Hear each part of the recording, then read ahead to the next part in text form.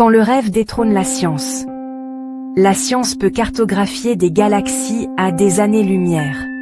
Mais elle ne sait toujours pas pourquoi vous rêvez de pique-niquer avec Tom Hanks. Et si je vous disais qu'un rêve de cannibale a permis d'inventer la machine à coudre? Aujourd'hui, on plonge dans l'un des plus grands mystères du cerveau humain. Pourquoi est-ce qu'on rêve?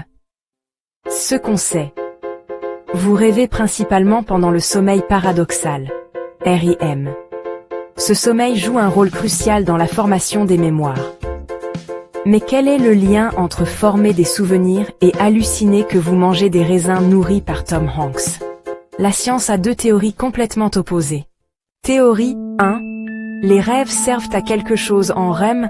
Les gens ressentent surtout des émotions négatives, particulièrement de l'anxiété. L'idée, les rêves nous préparent aux menaces. Si vous rêvez qu'un lion vous poursuit, votre cerveau s'entraîne à gérer cette panique. Théorie 2.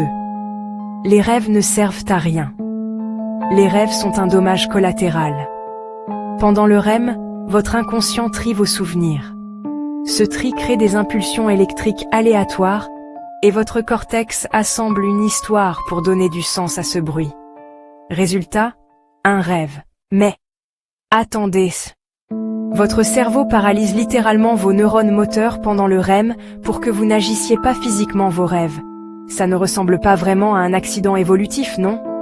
Et puis, il y a Elias Howe, en 1845. Bloqué sur l'invention de la machine à coudre, il rêve de cannibale, avec des lances percées d'un trou près de la pointe. Au réveil, Eureka! Il déplace le trou de l'aiguille vers la pointe, et la machine à coudre moderne était née. Comment un effet secondaire aléatoire peut résoudre un problème technique complexe? Mon expérience avec les rêves lucides. J'ai fait des rêves lucides pendant la majeure partie de ma vie. C'est quand vous réalisez que vous rêvez pendant le rêve. Et vous pouvez contrôler ce qui se passe. Une nuit, je rêve d'un lézard mécanique qui se remonte tout seul. Je réalise que c'est un rêve, je sors, et je commence une discussion philosophique avec MrBeast assis à une table Ikea dans mon allée. Pourquoi c'est important? Quand je pose des questions difficiles aux personnages de mes rêves, ils me donnent des réponses que je n'ai pas consciemment formulées. Des perspectives nouvelles que je n'avais pas envisagées. Par définition, n'est-ce pas du subconscient qui parle? Le mystère s'épaissit. Pendant le sommeil REM, on observe de l'activité dans les deux hémisphères du cerveau. Mais le lobe temporal droit s'illumine particulièrement, une zone impliquée dans l'apprentissage non-verbal, visuo-spatial et la musique.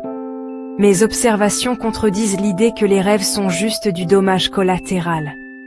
Mais alors, comment expliquer ces dialogues articulés dans mes rêves lucides? La science se casse la figure. Plus rien n'a de sens. Conclusion philosophique. Peut-être que les rêves nous montrent un chemin inconnu de la conscience éveillée. Peut-être qu'ils nous donnent des avertissements nécessaires. Sous la forme de Tom Hanks, évidemment. On ne saura peut-être jamais avec certitude pourquoi on rêve. Mais une chose est sûre, c'est fascinant. Alors, vous êtes du camp fonction primaire ou épiphénomène? Vous avez déjà fait des rêves lucides? Dites-le moi dans les commentaires, likez, abonnez-vous, et surtout, faites de beaux rêves.